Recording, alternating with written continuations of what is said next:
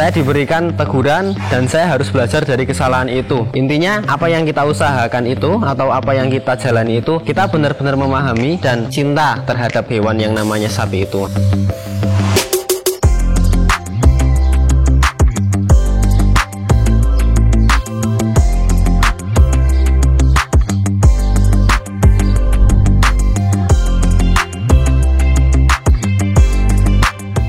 Assalamualaikum warahmatullahi wabarakatuh. Perkenalkan, di sini saya Hermawan. Alamat saya ada di Purworejo, tepatnya di Desa Depokrejo, Kecamatan Ngombol, Kabupaten Purworejo, Jawa Tengah. Pertama saya mulai bisnis peternakan khususnya sapi itu setelah saya lulus dari SMA. Saya SMP SMA di pondok pesantren. Setelah itu saya memang ada tuntutan, ada istilah kata kalau di keluarga kami itu satu keharusan untuk usaha. Nah, kebetulan saya terjun di dunia peternakan. Kebetulan waktu itu paman saya atau Pak Lek saya mempunyai 2 ekor sapi, Mas. Itu betina dan jantan. Setelah saya melihat sapi itu kok makannya beda dari hewan-hewan yang lain. Maksudnya ada kepuasan tersendiri untuk memberi makan, seperti minumnya kok habis 2 ember, kadang 4 ember seperti itu. Akhirnya saya senang dan cinta terhadap hewan yang namanya sapi itu, Mas. Hampir semua orang, hampir semua pengusaha, hampir semua kalangan ya pasti di bidang usaha itu pernah jaya terlalu jatuh. Nah, jadi perdana saya usaha sapi itu memang cukup manis. Dalam artian pertama saya jualan sapi itu habis 56 ekor. Itu karena ya mungkin peluangnya cukup banyak. Dalam artian peluangnya cukup banyak, saya memang sedikit hiperaktif, ataupun kalau orang Jawa nyebutnya saya tidak tahu malu lah. Ada orang gitu saya berani menawarkan, Mas. Ada wali santri, ada ustadz, ada guru saya, Pak Guru saya jualan kurban gitu. Jadi saya berani seperti itu, memang karakter saya seperti itu. Dan tidak disangka-sangka memang, Mas. Mungkin porsi atau makom bagi saya setelah lulus SMA itu ya mungkin lah per bulan cukup 1-2 juta. Kok saya mengantongi uang sebanyak itu? Ya terlalu berlebihan, akhirnya saya mungkin jatuh. Saya sempat rugi 104 juta rupiah. Saya nangis, Mas. Dalam tanda kutip rugi itu adalah rugi pakan. Jadi saya pelihara lebih dari 4 bulan, 8 bulanan, dan kos 1 bulannya lebih dari 10 juta. Itu habis untuk pakan doang 104 juta, dan sapi tidak kunjung gemuk, tetap malah ada yang tambah kurus begitu. Nah, setelah itu mungkin saya baru memahami, saya diberikan teguran dan saya harus belajar dari kesalahan itu. Intinya apa yang kita usahakan itu atau apa yang kita jalani itu, kita benar-benar memahami, cinta dan paham betul begitu, Mas. Jadi setelah kerugian 104 juta itu saya memelihara sapi tidak banyak, hanya untuk belajar dan belajar. Di situ ketemu benang merah, dan benang merah itu adalah karakter. Jadi sapi itu punya karakter. Nah, setelah itu terus terang saya tidak pernah ugal-ugalan masalah pakan. Jadi terkadang kan banyak peternak di situ yang mengunggulkan pakannya apa.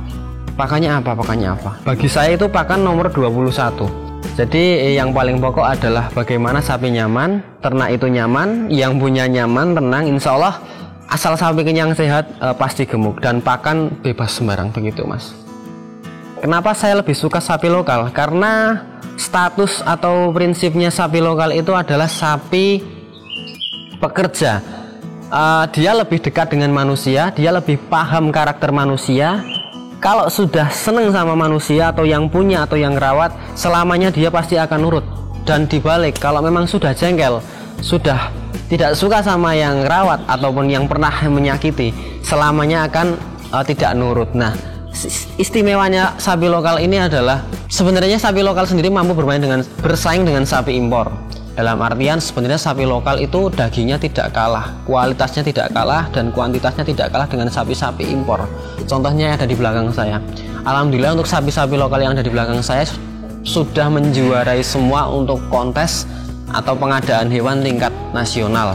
Tingkat Jateng juga pernah. Dalam tanda kutip, sapi lokal bisa mencapai bobot 1 ton lebih. Sapi impor juga lebih. Jadi kesimpulannya sebenarnya tergantung perawatan.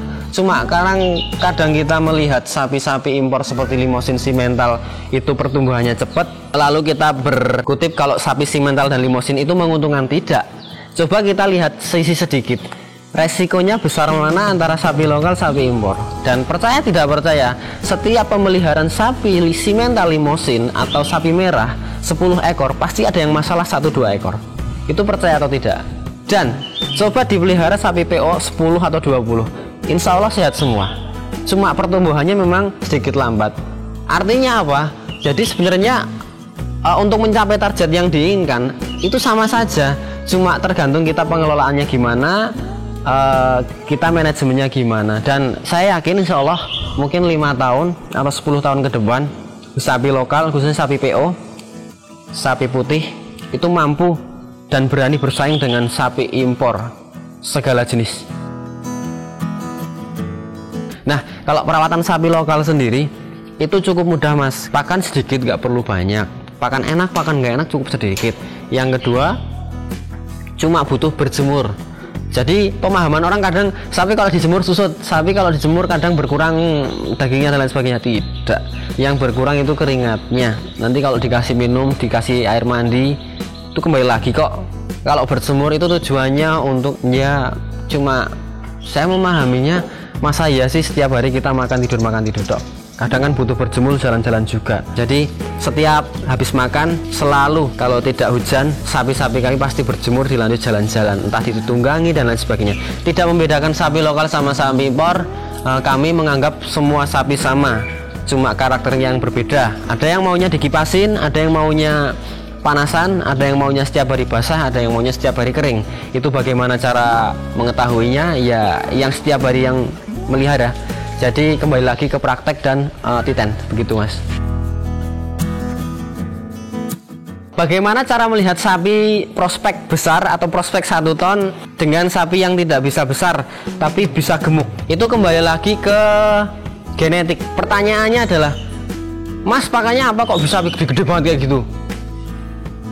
Pakan lagi, jangan salahkan pakan, jangan unggulkan pakan. Karena apa? Ya prinsip kita sama, mungkin sapi sama manusia ya, asal kenyang sehat pasti gemuk. Tapi kalau kita kenyang makan banyak, pikirannya stres seperti saya sekarang skripsi gitu, mungkin kurang. Jadi kembali lagi ke kita, yang penting sehat, tenang, bahagia, kenyang itu pasti gemuk. Nah catatannya satu, bedakan antara sapi gemuk dan besar. Kalau sapi besar itu tinggi panjang, gede tinggi panjang, tulangnya besar, kulitnya tebal, itu besar. Kalau sapi gemuk ya udah dagingnya banyak. Jadi kembali lagi membedakan sapi yang, cara memilih sapi yang bisa besar sama yang tidak bisa besar adalah ke genetik. Kalau ayahnya itu lebih detailnya, kalau ayahnya atau pejantannya dan indukannya atau betinanya gede, itu insya Allah pedetnya atau anaknya nanti bisa gede juga. Lain hal dengan sapi yang mungkin punten nun sewu, indukannya kecil, pejantannya kecil, itu bisa gemuk banget, tapi kalau tinggi panjang gede mungkin susah. Itu untuk gambaran secara nyata seperti itu mungkin ya. Tapi kalau tidak bisa melihat pejantan atau indukannya secara langsung, mungkin kita bisa melihat ciri-cirinya. Dan ciri-ciri itu sendiri mungkin bisa dipahami berbagai kalangan. Nanti sudah mungkin sudah cukup banyak yang liputan tentang cara memilih bakalannya. Dari segi kepala gede, kaki-kaki gede karena kaki mungkin pondasi, ekor juga kulit tebal, itu merupakan ciri-ciri utama memang. Tapi kalau saya pribadi, saya kurang yakin kalau tidak melihat betina ataupun indukannya. Ketika saya melihat sapi betina atau indukannya atau pejantannya itu gede-gede semua dan anaknya kecil, saya berani mengatakan kalau ini sapi bisa besar. Kenapa? Karena memang ya genetiknya genetik besar, tidak menutup kemungkinan minimal anak itu seperti ayahnya atau seperti ibundanya. Lain hal dengan sapi-sapi yang kita tidak tahu asal mulanya atau kita tidak tahu genetiknya dari mana, ya mungkin seperti itu bisa besar, tapi kalau indukannya atau pejantannya cuma 5 kintal atau 400 kilo, 4 kintal, ya sudah kurang lebih seperti itu dan tidak bisa untuk prospek seperti yang diharapkan, seperti yang teman-teman lihat 1 ton up gitu, mungkin susah ya, bisa tapi susah sekali, butuh waktu yang cukup lama. Itu seperti itu mas. Jadi kembali lagi ke genetik dan terahnya. Untuk kendalanya sendiri sebenarnya hampir semua peternak atau hampir semua kalangan pasti punya kendala dalam berusaha. Khususnya kami yang beternak, mungkin semua peternak sudah tahu kendalanya adalah satu, Mas, pakan. Pakan itu cukup mahal. Kadang kalau di logika di nalar itu nggak ketemu. Masa iya pakan sapi sama daging sapi mahal pakan sapi? Mau nggak mau ya tetap dijalani. Tapi ya alhamdulillah masih ketemu, Mas. Nah mungkin itu masih rezeki gitu ya, Mas ya. Nah tapi lain hal dengan teman-teman yang lain, mungkin kalau kendalanya seperti itu ya sama, cuma kita menyikapinya bagaimana kita memberikan manage atau mengatur biar ketemu gitu, Mas. Intinya kendala saat ini yang paling berat adalah untuk pakan sapinya sendiri sama daging sapi, mahalan pakan sapinya. Terima kasih untuk pemirsa sedulur semua. Alhamdulillah saya Hermawan juga membuka usaha.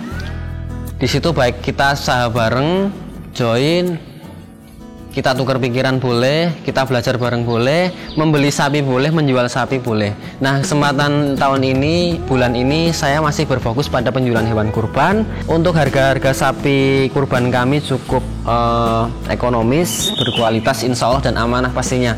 Dan kami selalu memberikan perawatan segala hal, dari perawatan kesehatan, kecacatan, pakan, biaya ongkir, sampai hari H atau hari yang ditentukan penyembelihan. Bahkan penyembelihan pun kami menerima jasa penyembelihan karena memang sudah mendapat sertifikat atau legalitas dari MUI, Majelis Ulama Indonesia begitu. Nah untuk sapi-sapinya sendiri harganya mulai dari 18 juta sampai harga berapapun ada kami insya Allah. Untuk kontak kami sendiri, Facebook saya Setia Hermawan, lalu untuk channel YouTube saya juga ada, Mas, Setia Farm juga. Instagram kami juga ada, @setiafarm. Oke teman-teman semua, terima kasih sudah menonton channel Cap Capung. Jangan lupa like, comment, share, subscribe juga buat sedulur semua. Apabila banyak pertanyaan, banyak yang kurang jelas, bisa dikutipkan di kolom komentar. Nanti harapannya juga untuk pertanyaan kepada saya bisa langsung japri. Dan terima kasih sudah menonton pula. Banyak tutur kata yang kurang berkenan bagi Bapak atau antum semua, saya mohon dimaafkan. Billahi taufik wal hidayah. Assalamualaikum warahmatullahi wabarakatuh.